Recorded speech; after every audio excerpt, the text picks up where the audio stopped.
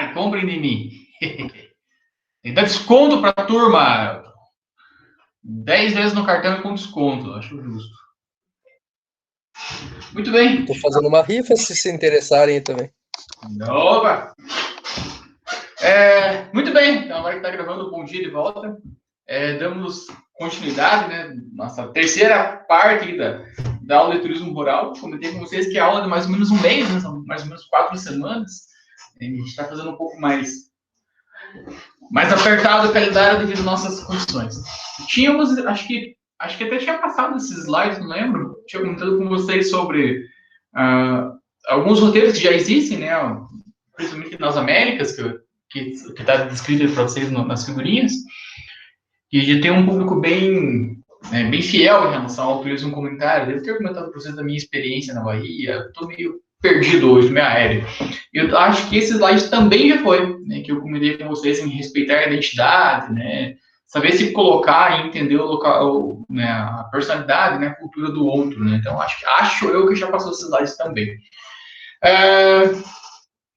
Esse eu tenho quase certeza que é novo, né? Então aqui já é meio que finalizando, eu fiz esse slide ontem também, né. Aqui o que fala basicamente, né? Que o morador, né, desse local, né, a comunidade, está centrado numa pessoa só aqui, né? Mas não entendam assim, né? Pensem a comunidade local. Ela pode assumir tanto um papel quanto de produção, né, desse turismo rural, quanto ser o próprio produto. E aí um exemplo eu comentei com vocês já, né, foi em relação aos faxinais lá, né, do senhorzinho lá contar histórias e tal. Então essas coisas, né, chamam a atenção, né? É bem comum, né, para quem tem avós, bisavós, saber história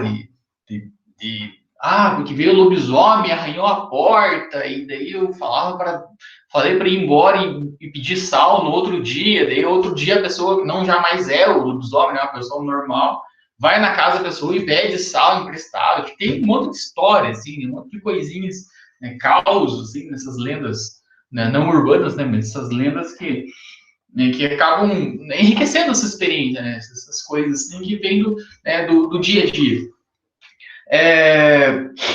Por que isso é importante, né? Porque a gente está vivendo numa era de uma globalização muito forte, né, em relação ao todo, né? Vamos pensar no mundo. É óbvio que a gente não tem o fenômeno global em todas as partes do globo. Isso é bastante evidente, né? Não são todos os lugares do mundo que têm acesso à internet, por exemplo. Então, é claro que essa visão global da coisa, ela não atingiu todo mundo, mas atingiu uma grande parte, né? Talvez a maioria. É bem possível que a maioria. Eu não conheço ninguém que não tenha smartphone, por exemplo. E depois dessa globalização vem aqui a chamada de pós-modernidade. Eu venho falando sobre pós-modernidade com vocês desde o ano passado, né, que eu comento que a gente ouve música de fora, a gente, né, assiste filmes de fora, ao que parece, o que mais está dando, né, público em cinema, por exemplo, é filme de super-herói. Então, está, né, mudando bastante coisa, está homogeneizando tudo, né? A gente não tem muitas referências, né? A gente gosta bastante do que vem de fora. Acabou de sair uma série no Netflix que eu confesso que não assisti ainda, que fala sobre as lendas brasileiras lá, né?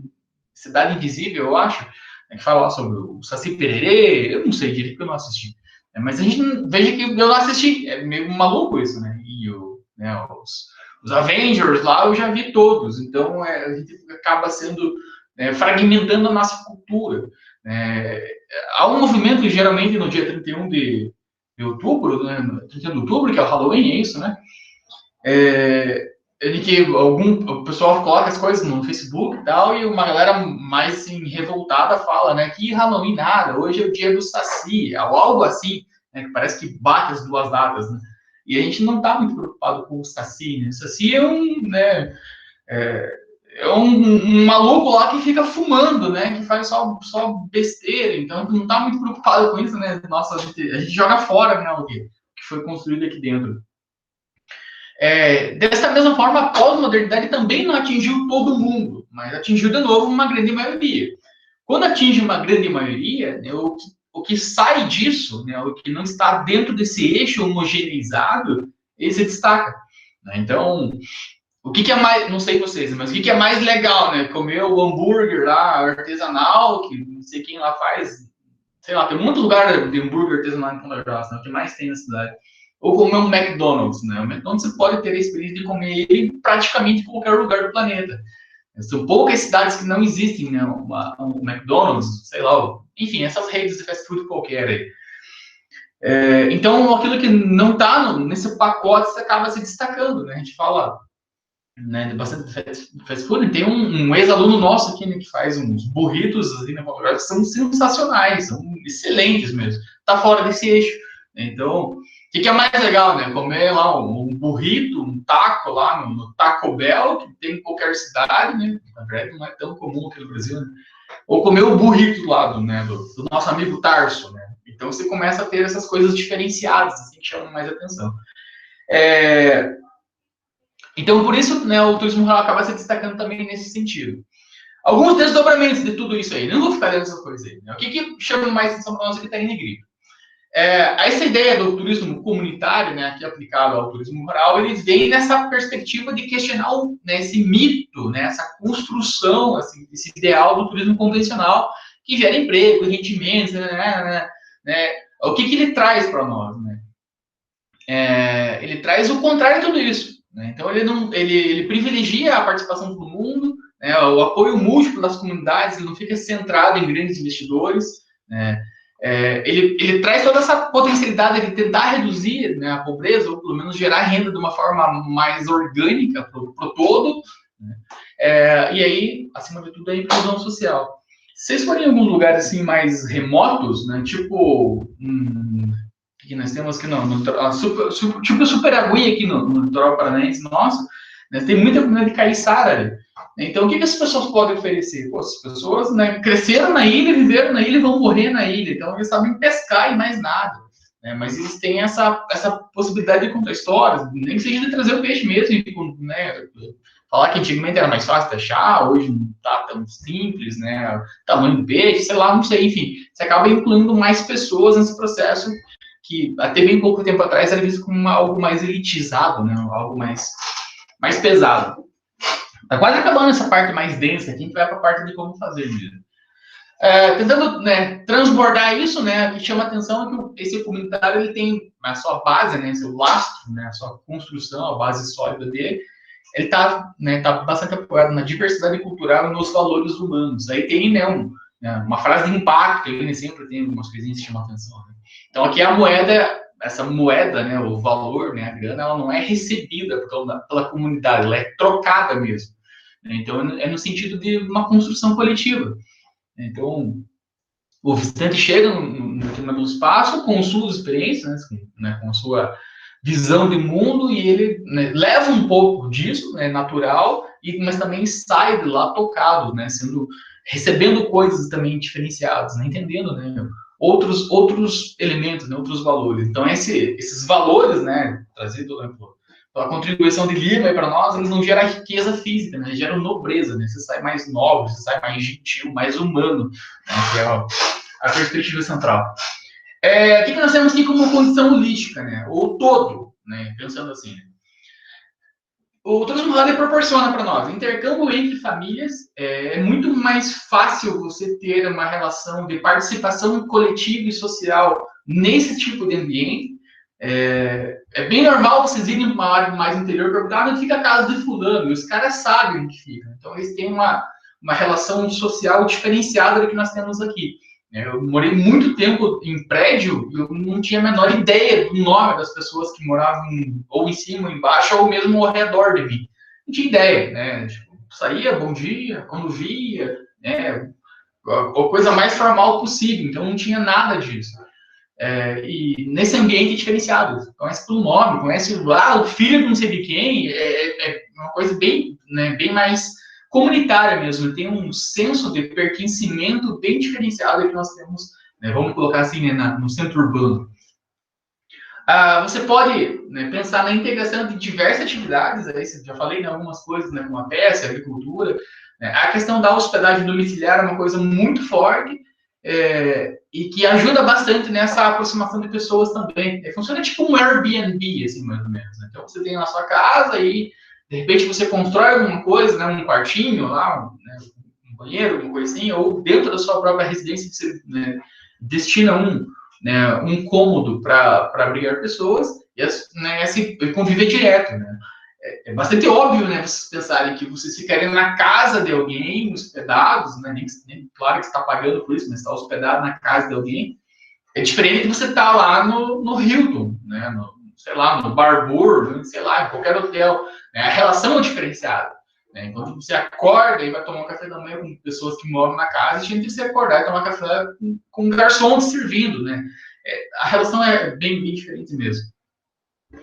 Aí você pode, né, incorporar elementos da culinária local, bem padrão, né, falar sobre culinária. O artesanato ele pode servir também como, né, um estímulo, e vocês vão ter aula, ou já tiveram, né, com a professora Graziella sobre souvenirs e tal. Né, a gente comenta bastante sobre souvenirs, em algum período a gente pensa algo como depreciativo, assim, tal, a necessidade de levar alguma coisa do destino para sua casa. Mas é fundamental, né? E tem um mercado gigantesco. E geralmente as pessoas têm algumas manias, assim. Eu tenho a mania de comprar imã de geladeira para qualquer lugar que eu vá. Então, são coisas que a gente vai trazendo, né? Claro que o artesanato ele vai muito além de um imã de geladeira que é massificado. Isso a gente acaba criando, né, diversos mecanismos, né, que são autônomos, mas eles valorizam como um todo. Né? Isso traz elementos da memória e da identidade. Vamos pensar ali no artesanato que está na foto aí mesmo, principalmente. Né? Está representando ali uma carroça, né, um carro de boi e tudo mais, sei lá o que é aquilo. Mas é bem específico em relação ao local, né, onde que ele está inserido. Né? Se você vai para a Disney, você não vai encontrar algo similar a isso. Né? Então, você vai ter coisas bem pontuais da cultura que está sendo visitada. Eu lembro que eu passei para vocês o documentário sobre favelas, né, no ano passado, e um dos trechos, né, da favela, que eles estão lá visitando uma parte dos Estados Unidos, inclusive, o rapaz nosso fez umas camisetas, não sei o que e tal, e há um comentário nesse sentido, né? As pessoas vêm para a favela, elas têm a necessidade de sair daqui com alguma coisa, eu estive aqui. Né? E não se sabe exatamente o porquê disso, né? Se é um símbolo, tipo um troféu, que eu fui para o meio da maior favela da América Latina e sobrevivi a ela, por exemplo, ou se é alguma coisa assim, meio que de sentimento, né, genuíno mesmo, né? Tipo, legal, estou tentando ajudar a comunidade. Precisaria ter uma outra pesquisa. Mas fato é que as pessoas compram, né? Então acontece bastante isso. E aí quando você faz uma camiseta lá com o desenho lá do Cristo, com destaque para o morro, né, com as casas e tudo mais, aí está trazendo a valorização da identidade local. As pessoas estão ali, né? É o que sobrou para elas, basicamente.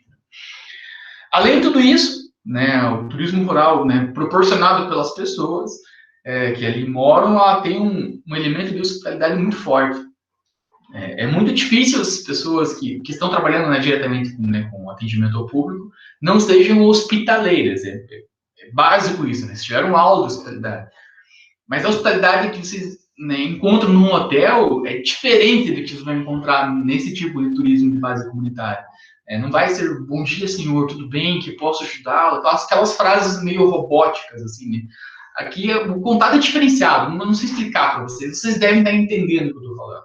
Né? Mas isso ajuda, né, a valorizar, né, a ter esse laço identitário bem forte. Então, tudo isso, né, pode ordenar e ajudar na gestão do território e regular essa relação entre turista e comunidade. Só que a gente falando só coisas boas até aqui. Né? Tudo é legal, tudo é lindo, tudo é maravilhoso, né? Aquela coisa perfeita, né? Trago para vocês, só para vocês terem uma ideia, né, de que as coisas não estão funcionando tão bem assim quanto deveriam. Né? Aqui foi um edital. Eu não lembro da onde que era esse edital, se era do Ministério da Agricultura, era de um desses ministérios qualquer aí. Né? E aí eles entenderam, eu acho que era do Ministério do Turismo, não sei de onde que era esse edital. Esse edital é de 2008, né, um estudo, né, que foi feito em cima desse edital, né, tentando entender quais eram as coisas que precisavam ser melhoradas, né, no turismo, né, rural, no turismo comunitário, na verdade.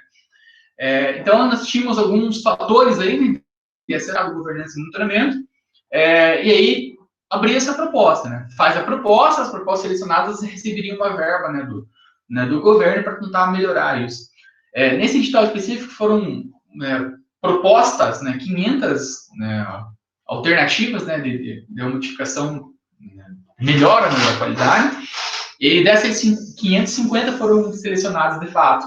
E essa análise estão vendo aí no quadro, né, são de 26 projetos.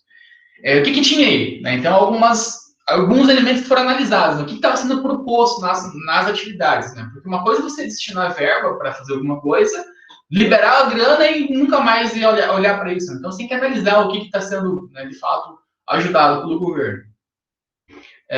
Tipo, o auxílio emergencial que a gente tem hoje, né? Então, pô, mas para que é? Então, tem que saber para que vai esse dinheiro. Parece que essa nova onda agora de auxílio não pode ser sacado o dinheiro antes de, sei lá, de maio, assim, há um tempão para poder ser sacado. O que você consegue fazer com isso? Você consegue rastrear para onde está indo essa grana.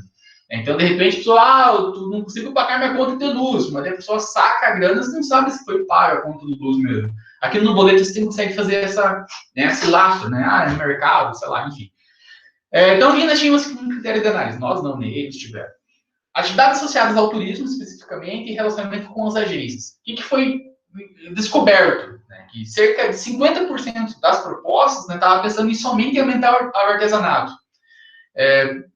Em detrimento de outras atividades que são tão importantes quanto, né? Então, a hospedagem, a alimentação, são tão importantes quanto, né, o artesanato. Só que parece que o artesanato é o mais fácil, né? É o que dá para entender, assim. Então, é mais fácil você comprar lá, sei lá, ferramentas lá para os artesãos e pronto, acabou. Então, porque isso vai aumentar, né? Não sei o quê, ou fazer oficinas para colocar mais artesãos no mercado, né, nesse mercado.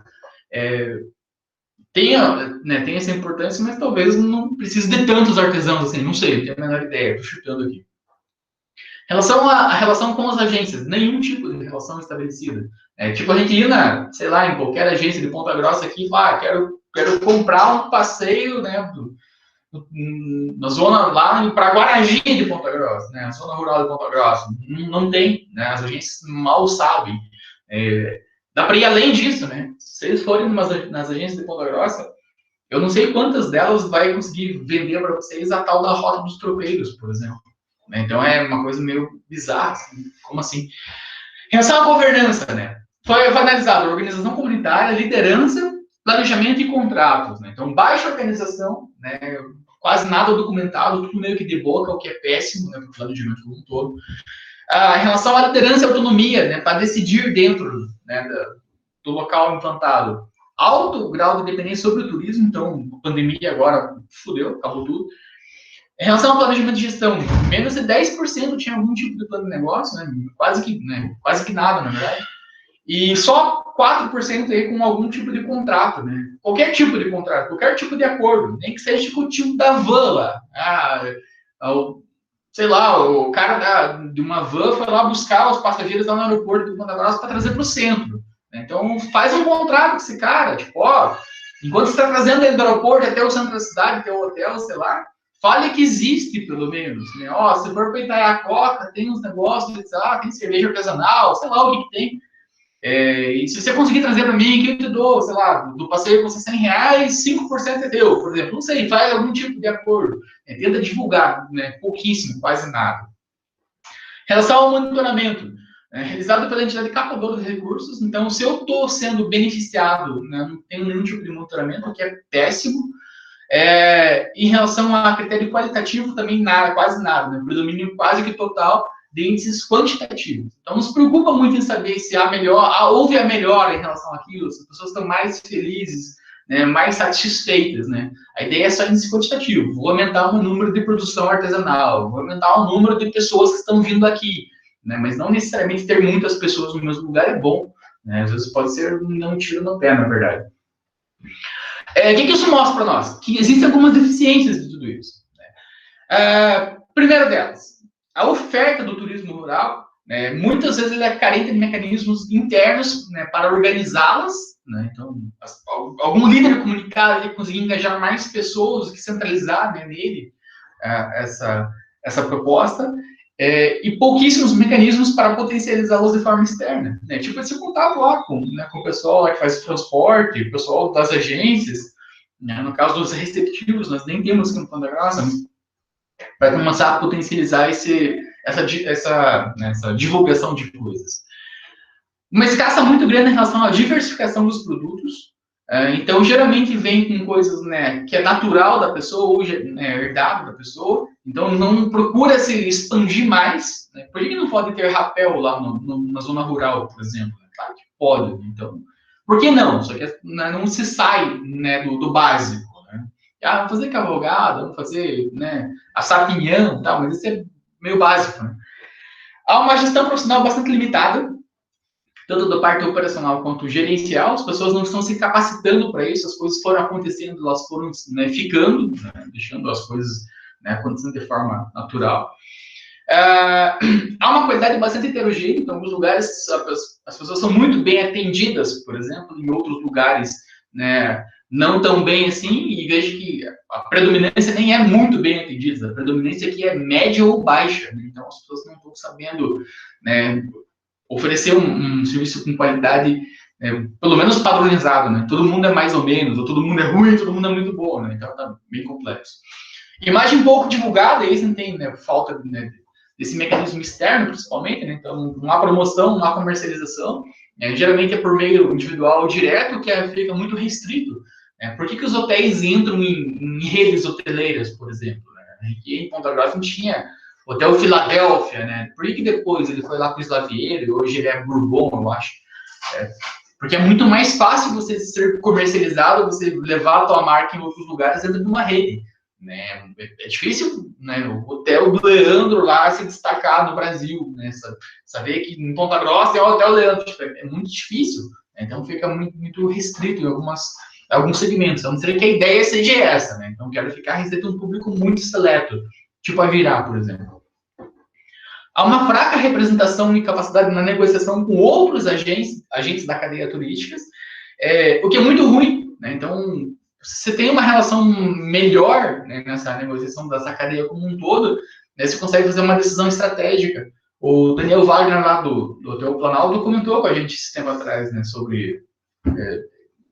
não vou lembrar o nome, Explore PG Explorer, uma coisa assim, né? É uma decisão estratégica, né? Você começa a colocar, se você pernoitar mais de um dia aqui, você, né, tem um pacote completo, né? Você fica no hotel, você vai, né, movimentar o restaurante, você vai ter o passeio lá no equipamento do lazer, então você faz uma decisão estratégica, todo mundo abre mão um pouquinho do lucro, mas, né, todo mundo vai ser beneficiário ao longo prazo. Então não é um dia só, então né, um final de semana, depois é 3 dias, daqui a pouco vira uma semana inteira, né? Começa a crescer a coisa. Há uma participação marginal e subordinada de mulheres, né? Então a gente sabe que a gente tem um problema bem grande, né, em relação a essa sociedade mais patriarcal, né, que os homens acabam dominando, né, principalmente decisões mais estratégicas, né? Então isso se reflete também nesse turismo rural. Acho que talvez seja até um pouco mais forte, né? Não sei, estou chutando aqui, em relação a esse papel da mulher como algo, né, subvalorizado. Não sei, estou chutando, mas eu imagino que seja talvez até um pouco mais complexo essa relação. E há uma deficiência muito grande em relação aos serviços públicos, né? Então, rodovia, eletricidade, água, né, coisas básicas aí quem está falando, né? Infraestrutura básica e infraestrutura de apoio ao turismo. Estou falando de infraestrutura turística especificamente, né? Mas, né, como chegar lá, ter água e luz é um mínimo necessário, né? Aí você vai ter, né, outros desdobramentos aí. Então, isso mostra para nós que as comunidades elas estão mais ou menos numa situação de improviso, né? Vai acontecendo a coisa. Há uma ausência de profissionalismo muito grande, há um desconhecimento bem grande no mercado, então não estamos sabendo, né, valorizar isso e incorporar isso de uma forma, né, efetiva. Há pouca, né, ou nenhuma, né, instrumento de gestão de negócios aí, então vejo um tanto de coisas que vocês turismólogos podem, né, incorporar nesse segmento. Então, algumas coisas, né, acabam fugindo, logicamente, né? Então, que nem o último item de deficiência, a comunidade não pode fazer nada, né? A comunidade não pode asfaltar uma rodovia de excesso e tudo mais. Né? Mas as outras coisas ainda podem ser feitas, algumas coisas, né? Uma coisa a vocês pensarem aí. Como fazer tudo isso? Né? Então, pô, a gente viu já coisas boas, vimos coisas ruins, né, mas e como fazer de fato? Alguns caminhos aí, né? Então, a gente vai ter aí As metodologias que a gente viu lá, né, de Pedro Demo, Acaxo Marconi, Edgar Morin, de todos esses caras aí, né, em aula de metodologia, mas aqui a gente vai ser mais, né, mais preciso, né, no campo filosófico da coisa. Uma dessas coisas assim, que funcionam relativamente bem, pelo menos as coisas que eu participei funcionam muito bem, é o tal do DRP, que é o Diagnóstico Rural Participativo.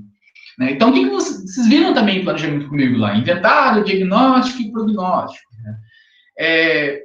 O que parte do pressuposto do diagnóstico rural? Você já tem a comunidade que está instalada ali desde sempre. Então, o inventário, elas vão saber te dar assim, com uma precisão muito boa. Então, talvez não precisa se ir lá para campo com todas aquelas fichinhas. Você conseguindo reunir as pessoas, que elas estejam afim de participar e te ajudar, e geralmente elas estão, você ganha um tempo muito grande. E sabendo o que tem, você consegue fazer o diagnóstico. Né? Então, são as escalas que a gente viu lá. Então, esse DRP tem um monte de técnica que vai ajudar que as comunidades façam o seu diagnóstico. Não é alguém de fora falando, olha, esse rio aqui é muito bonito, mas de repente naquele rio lá, você afogou 500 pessoas lá, eles odeiam aquele rio. Então, calma. Né? Deixa que eles, né, façam as coisas. Né? Acabou de ver ali que há uma falta de autonomia, né? Então deixa que eles façam as coisas. Geralmente, quando as coisas vêm enlatadas de fora para dentro, os projetos acabam morrendo. Né? Lá em Superagui, eu já devo, não sei se eu comentei isso com vocês ou não, foi feita uma oficina pela UFPR para que eles fizessem fantoches, aquele tipo Muppets, assim, que você coloca na mão, assim, tal, né, para brincar, né, tipo um brinquedo. Então foi feita uma oficina para eles aprenderem a fazer aquilo, né, com espécies endêmicas. Lá tinha um papagaio lá da cara roxa, lá tinha esses elementos. A universidade fez as oficinas, ensinou eles a produzirem, né, ensinou eles a conseguirem material, ensinou como vender, por quanto vender, fez o processo como um todo. É um projeto. O projeto tem começo, meio e fim. O projeto se encerra, a universidade sai da comunidade e a comunidade tipo abandona aquilo. Então é meio complexo isso, né? Talvez a comunidade não estivesse entendendo que aquilo era importante, que aquilo era um elemento de valorização da biodiversidade deles, tal. Não sei, né? Certamente eles foram instruídos para isso, mas a coisa não andou. Então é por isso que é legal como a comunidade traz isso. Né? O que vocês acham que é legal fazer sobre o papagaio da cara roxa? Se vocês acham que é legal só observar os bichos, talvez essa seja a melhor coisa, né? Porque eles estão conseguindo entender que ele é legal. E aí, de repente, né, ao longo do tempo, vocês vão lá observar o papagaio, as pessoas começam a perguntar, mas não tem um, né? Uma camiseta, uma foto, um cartão postal, elas começam a entender que precisam colocar um outro produto agregado a essa visualização dos papagaios. Então, eles começam a entender isso. Então, essa é a ideia. Né, para que eles consigam se autogerenciar, né, o seu planejamento, de fato, e né, o desenvolvimento a partir disso. Né, porque o desenvolvimento também, a gente fica muito atrelado nisso, né, que a gente tem que maximizar, tem que ir no cume da montanha, tem que não, né, deixar no máximo a coisa. Talvez eles não queiram isso também. Né? Talvez seja meio chato para eles trabalharem todo final de semana, não sei. Então, são algumas coisas que a gente tem que deixar que eles falem. Nessas oficinas, né, eles acabam compartilhando experiências, né, e esses conhecimentos acabam, né, melhorando todo o planejamento como um todo. Já falei para vocês o que é em relação ao DRP, então não vou dar o conselho para vocês, vamos pular isso aqui. E aí tem aqui uma corroboração, né, da metodologia, né, as comunidades constroem representações cognitivas, né, a ideia lá da árvore X ser importante, porque aqui deu um vendaval, uma vez caíram todas as casas e esse caso, inclusive, aconteceu de verdade, né? E a cama do padre foi parar lá em cima do pinheiro. De fato, aconteceu isso lá na região do interior da Lapa, aqui no Paraná. Deu um furacão lá, destruiu tudo. Não sei se foi a cama ou foi o colchão do padre, mas tinha um negocinho que foi parar lá em cima do negócio. E aí eles começam a comentar, tipo, então essa árvore ficou marcada, né? Tipo, destruiu tudo e ficou lá em cima. Por quê, né? Não tem uma explicação do porquê, mas tem alguma coisa importante para eles. Claro que uma árvore que foi parar um colchão em cima não é representativa para o turismo, mas algumas outras coisas podem ser. Tem os famosos olhos d'água aí, de João Maria, então essas coisinhas assim que a comunidade que sabe que existe, né? Ele passa por lá, né? Muitas vezes é um lugar, né, com água geralmente poluído, inclusive. Então, isso faz com que as pessoas, né, tragam essas ideias, né, tenham essa relação mais próxima com o meio ambiente e a cultura delas, né, por que aquele lugar é importante, por que não é, por que um determinado lugar é assombrado ou não. né? Ali em Irati tem lá a trilha do, sei lá, do eucalipto, trilha de uma árvore qualquer lá, assombrada, né? Por que ela é assombrada? Não tenho a menor ideia, mas a comunidade tem essa resposta. Então, não sei se de repente tinha uma trilha por ali, quando passava eu via uns barulhos diferenciados, não sei, alguma coisa assim. Mas esse elemento é um elemento cultural, você vai trazer, né, algumas outras simbologias por ele. Não vou falar isso com vocês, vou pular esse. O que eu falo para vocês que dá para fazer? Algumas abordagens. A primeira delas é o mapa da comunidade. É uma coisa muito básica de ser feita, mas uma coisa que funciona muito bem. Vocês vão ver um monte de doutorado por aí que os caras utilizam essa técnica de mapa mental, mapa da comunidade, mapas. Tem um monte de título para a mesma coisa. Que basicamente é se colocar a galera, né, no espaço e fazer tipo, ó, desenha aqui, desenha a tua comunidade. Tem um cara do planejamento urbano que faz isso com uma primazia assim, absurda, que é o tal do Kevin Leach. Vocês devem ter visto com o professor Luiz Fernando, ou vão ver ainda. Há uma tendência de que as pessoas, né, tipo, desenhem, né? Se dá um papel para ela, desenhe Ponta Grossa, ou sei lá, desenhe o campus da UFG.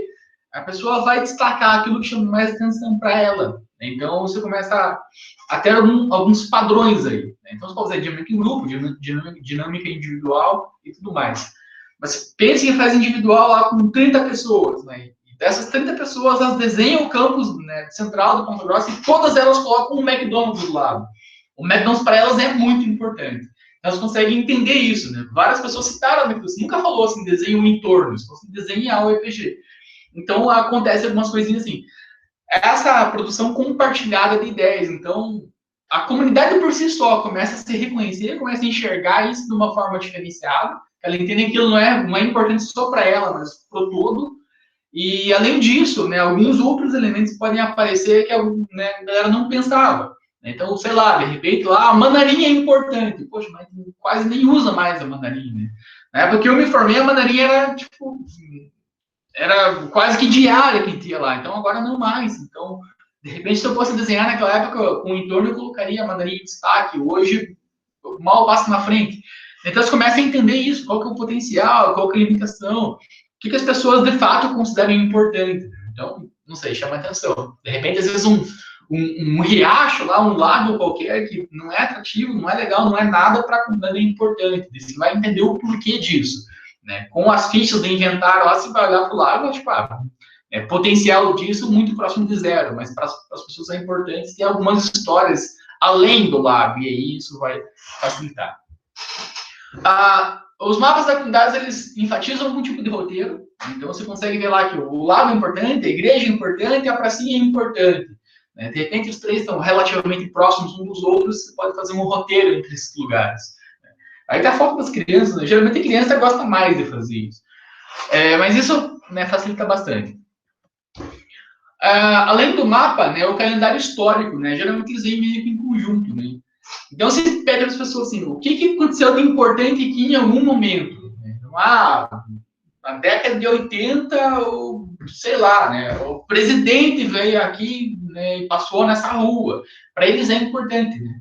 Balsa Nova, não sei se a comunidade como um todo, né?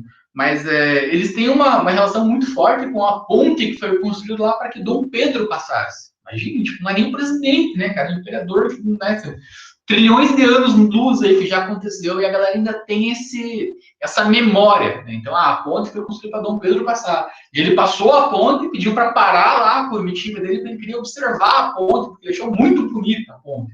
Então, para eles é muito importante isso. Como eu disse, não sei se para todos, mas para quem conhece a história, eles destacam bastante isso.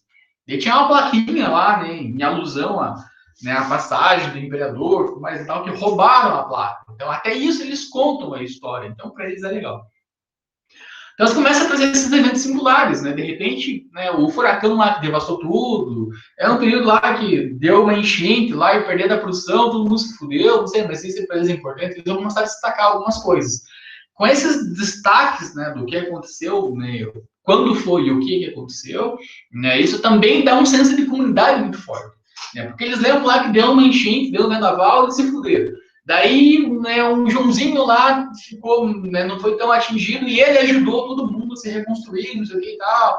né? Então isso acaba mostrando que eles tinham, né, uma relação diferenciada. Quem não conhecia a história fica mais próximo da família do Joãozinho. Enfim, além de todo esse levantamento que vocês conseguem ter, né, uma forma de inventário e diagnóstico, geralmente as pessoas, né, acham muito legal fazer isso. Tá aí o termo, né, muito gratificante, né, construir esse resgate histórico.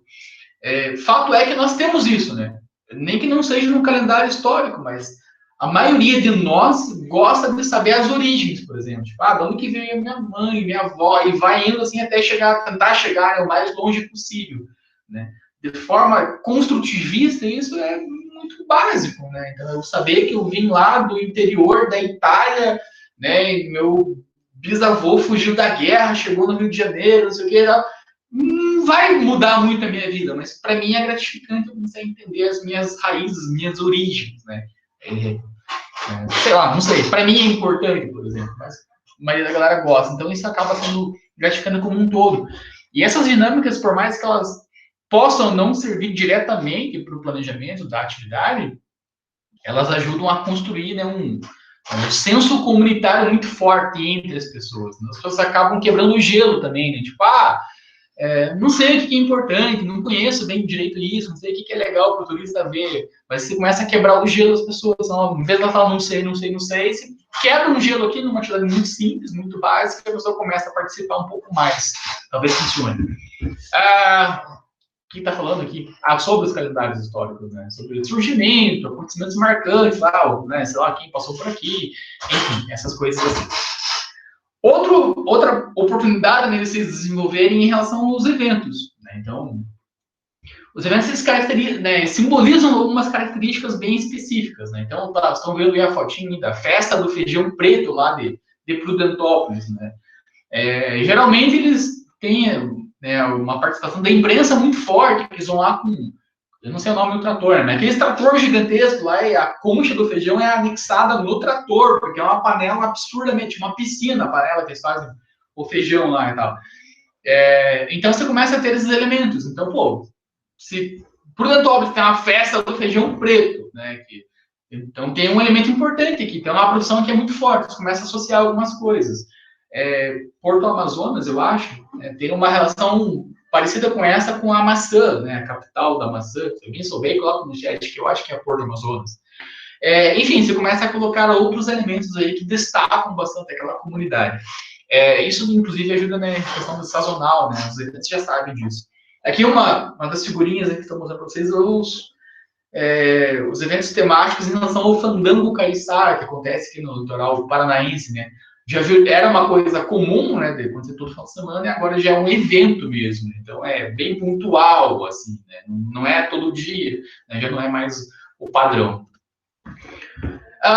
Os artesanatos, né, já falei para vocês bastante, inclusive está citando a professora Graziella nos slides aí, né, a professora Orodisky. É importante destacar o que é o artesanato. É todo objeto utilitário, né? Tem que ter alguma utilidade, basicamente, para ser considerado artesanato. Ele tem que ter alguma finalidade de uso. Então, aí você vai ter algumas coisas que acompanham gerações, né? Então, a senhora ali na última imagem, fazendo as rendas, não sei se é renda, bordado, deve ser renda, né? Não é bordado. Que se coloca ela no pano de prato, mas o pano de prato não vai ficar exposto, né? Ele vai ser usado no dia a dia. Então, essas coisas funcionam melhor do que objetos inertes, né? Do que lá o chaveiro, do que lá a Torre Eiffel, que eles vão para a França, que todo mundo traz uma Torre Eiffel, mas não serve para muita coisa, além da questão, né, estética. Né? Então, o artesanato ele vai além desse símbolo, né, símbolo qualquer da cidade. Esse material pode sofrer adaptações, mas isso pouco importa nesse momento. É importante entender o que é o contexto e o que é importante. As técnicas de mutirão funcionam muito bem, né? Muito bem mesmo, assim. Geralmente as pessoas gostam de participar uma das outras. Está acabando a aula, gente. O que o mutirão ajuda a gente? Né? Por exemplo, eu tenho um terreno lá que seja bem grande e está bem localizado, mas eu não tenho grana para construir nada. Então eu cedo um pedaço do meu terreno e a comunidade, né, cede um pedaço do material. Outro cara lá que não tem terreno, não tem dinheiro para ajudar no material, ajuda a construir. E com isso constrói-se lá um espaço para servir alimentação para a galera que está visitando o espaço. Então você ajudou, todo mundo está ajudando um pouquinho.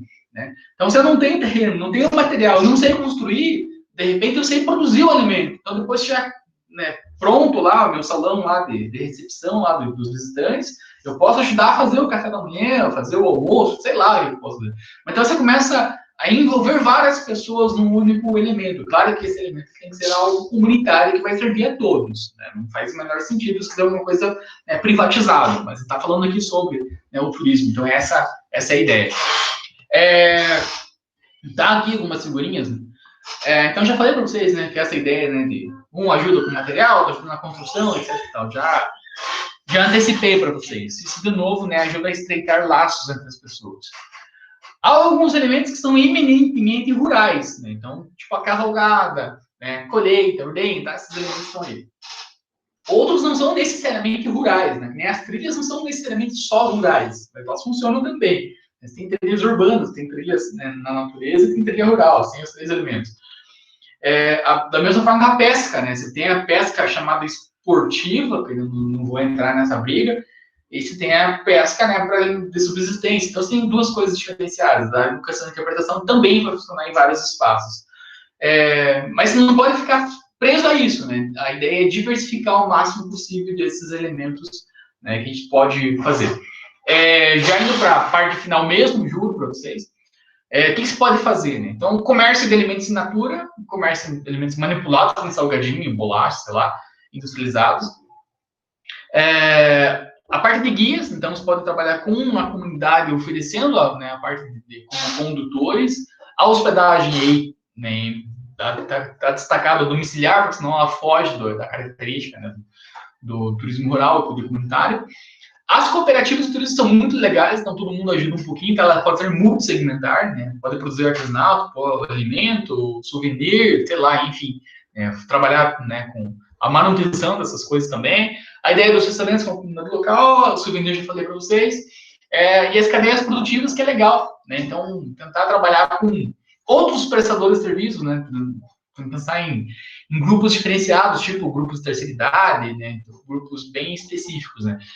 Nessas coisinhas aqui, vocês podem fazer alguns selos, né, locais. Então, produto do Parque Nacional X, produto da comunidade Y, né? Parece que Vic Marsum está trabalhando mais ou menos nessa perspectiva já, de um selo local, né? Tipo, o alimento de Vic Marsum tem uma treta assim, né? Vai um pouco na tendência lá que a professora Mirna trabalha, né, com indicação geográfica, né? Tipo, a bala de Antonina, né? Os calçados da hora. Então, isso funciona muito bem. Essa é uma publicação, uma publicação, né, do turismo rural, né, que destaca, né, é uma cartilha bem básica, bem, tipo, 5, 6 páginas,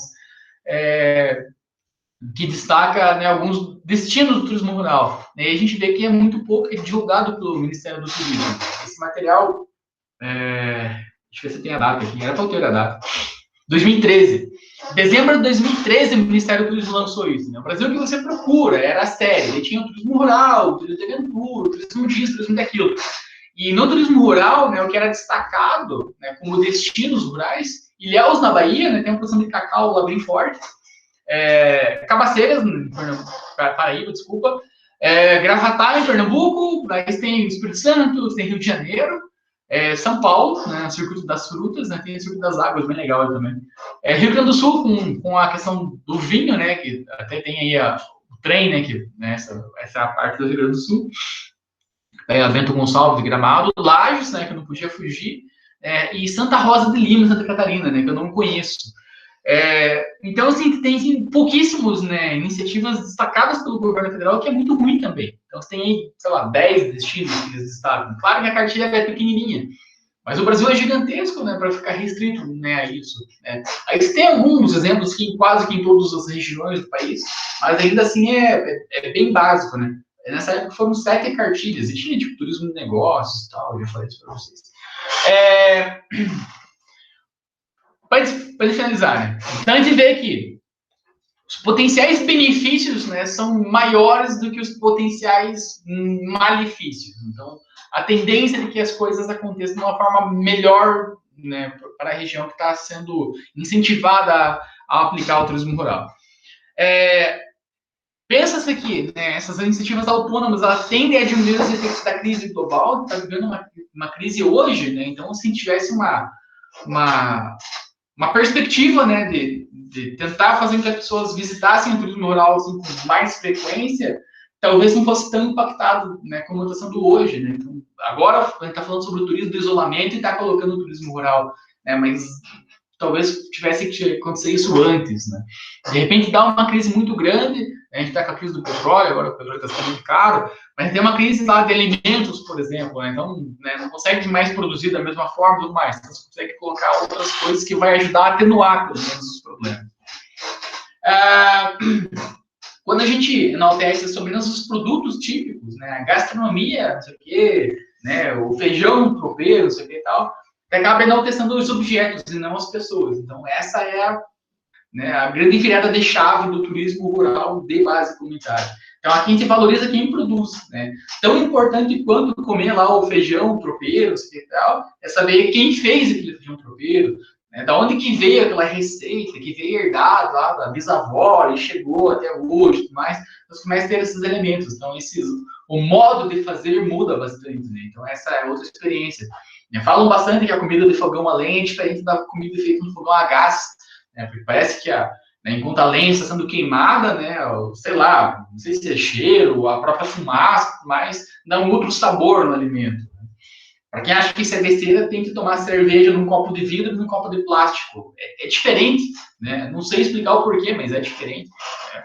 E quando você faz esse elo da ligação, que as pessoas são valorizadas, você modifica a autoestima delas. Então, isso ajuda bastante. Então, um monte de referências. Né, posso passar para vocês os slides depois, só me pedirem. Passei do tempo, né? 10 minutos. Né? Pessoal, é isso. Né? Então, se tiver alguma pergunta, perguntem.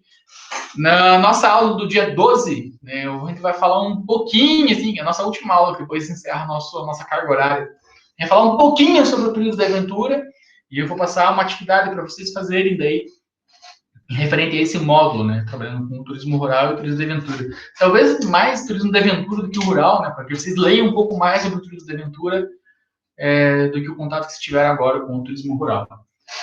Alguma pergunta? Alguma dúvida? Fale alguma coisa? Reclamem, sei lá, façam. Tudo certo, professor. Tudo certo, obrigado, Rebeca. Então tá bom. Então, deixa eu interromper a gravação aqui, peraí. Ó, minhas gravações das aulas